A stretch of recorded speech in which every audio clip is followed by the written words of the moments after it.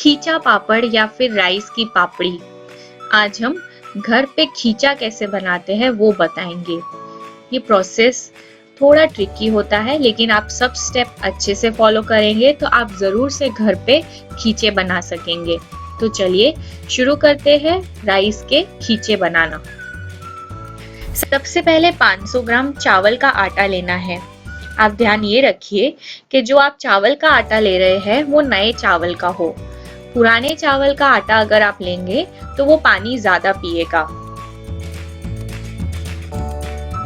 अब चावल और पानी का मेजरमेंट करना है। 500 ग्राम चावल के आटे को आप एक बर्तन में डालें और वो जहां तक उस बर्तन में आता है आप उसी लेवल तक पानी भर के लीजिए, यानी हम वॉल्यूम मेजरमेंट कर रहे हैं यहाँ पर।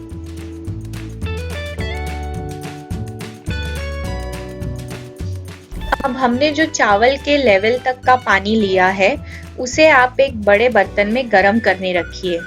अगर ये हम कप में मेजर करते हैं तो ये लगभग 3.5 कप पानी है।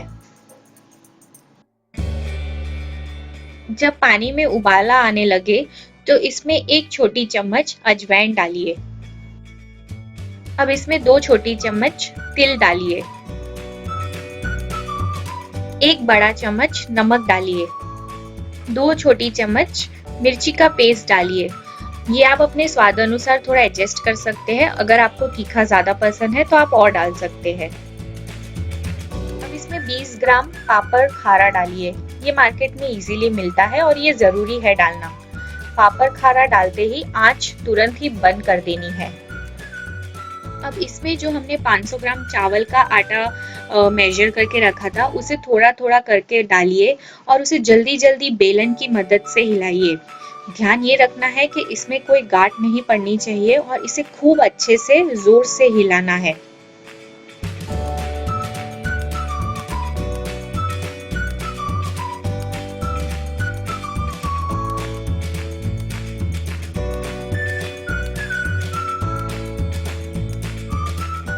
अब ये जो चावल का मिश्रण है इसे थोड़ा गरम गरम में ही तेल वाला हाथ करके इसके 7 से 8 बड़े बड़े लुए कर लीजिए।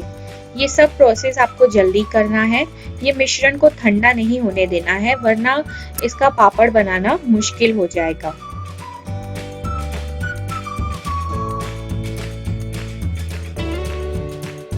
हमने यहाँ पे 8 लुए तैयार किए हैं। अब हम इसको थोड़ा और पकाएंगे स्टीम में। अब आगे का प्रोसेस हम बैचेस में करेंगे। तो स्टीमर में पानी गरम कीजिए और 3-3 लुए लीजिए। हर लुए को पहले थोड़ा सा चपटा कर लीजिए और बीच में इस तरह से छेद कर कर स्टीमर में रखते जाइए।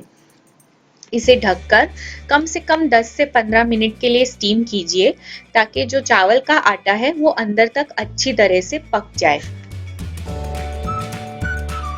10 से 15 मिनट के बाद आप चेक कर लीजिए कि ये मिश्रण अच्छे से पक जाना चाहिए और इसे प्लेट में बाहर निकाल लीजिए और दूसरे जो हमने गोले बनाए थे उसे स्टीम करने रख दीजिए बैचेस में। अब एक एक करके इस स्टीम किए हुए आटे को कटोरी की मदद से अच्छी तरह से मसलिए। ये स्टेप बहुत ही जरूरी है, इससे जो पापड़ है वो बहुत ही स्मूथ बनेंगे। जरूरत अनुसार आप थोड़ा थोड़ा तेल की चिकनाहट करते जाइए, वरना ये कटोरी पे मिश्रण चिपकता जाएगा।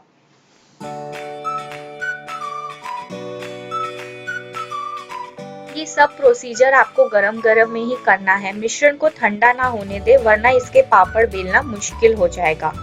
अब मसलने के बाद छोटे छोटे लुए बना लीजिए रोटी के समान और उसे कैसरोल में रखते जाइए। लुए बनाकर कैसरोल को अच्छे से टाइटली बंद कर दीजिए। हम इसे कैसरोल में इसलिए रख रहे हैं क्योंकि जब हम एक एक लुए को बेलेंगे दूसरे लुए ठंडे ना पड़ जाए। इसे वार्म रखना बहुत ही जरूरी है, वरना पापड़ बेलना मुश्किल हो जाएगा। अब कैसरोल में से एक लुआ लीजिए, उसे हाथ पे थोड़ा सा फ्लैट कर लीजिए और 2 प्लास्टिक के बीच रखकर हल्का सा दबा लीजिए और इस तरह से पापड़ प्रेस में रखकर उसे थोड़ा सा चपटा कर लीजिए। आप इसे थोड़ा सा घुमा के फिर से कीजिए ताकि ये अच्छे से पतला हो जाए। अगर आपके पास पापड़ प्रेस मशीन नहीं हो तो आप ये प्रोसेस सीधा चकले बेलन पे भी कर सकते हैं। एक दो बार पापड़ प्रेस में दबाने के बाद इसे बेलन से आप जितना पतला कर सकते हैं उतना पतला कीजिए। इसे एकदम ही पतला बेलना है।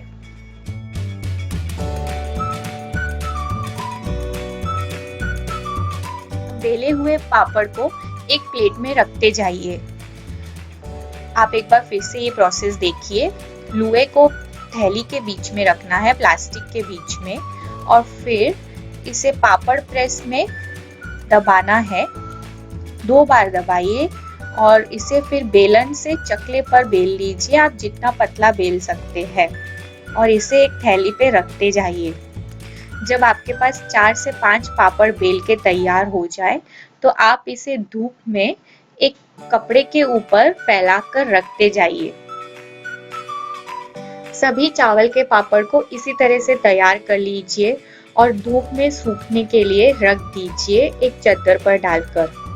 इसे धूप में कम से कम आपको 3 से 4 दिन सुखाना होगा और इसे हर रोज शाम को कमरे में ले लीजिए और अगले दिन सुबह फिर से इसे धूप में रख दीजिए। ये प्रोसेस आप 3 से 4 दिन के लिए कीजिए।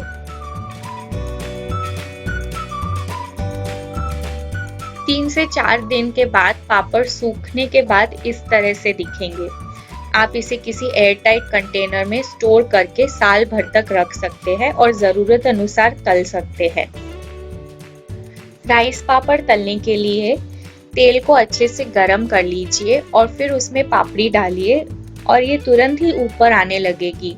इसे सब तरफ से अच्छी तरह तलिए। आप चाहे तो इसे तोड़ के भी तल सकते हैं।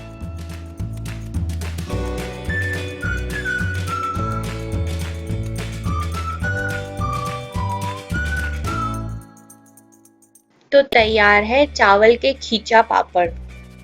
खींचा पापड़ बनाना भले ही ट्रिकी हो, लेकिन घर पे बने पापड़ की बात ही कुछ और है। तो अगर आप ये राइस की पापड़ी ट्राई करते हैं तो हमें कमेंट करके बताइए ये कैसी बनी। और अगर आपको ये वीडियो अच्छा लगा तो इसे लाइक कीजिए और शेयर कीजिए। हमारे चैनल को सब्सक्राइब करना ना भूले। हम जल्दी वापस आएंगे अगली रेसिपी के साथ। तब तक के लिए धन्यवाद।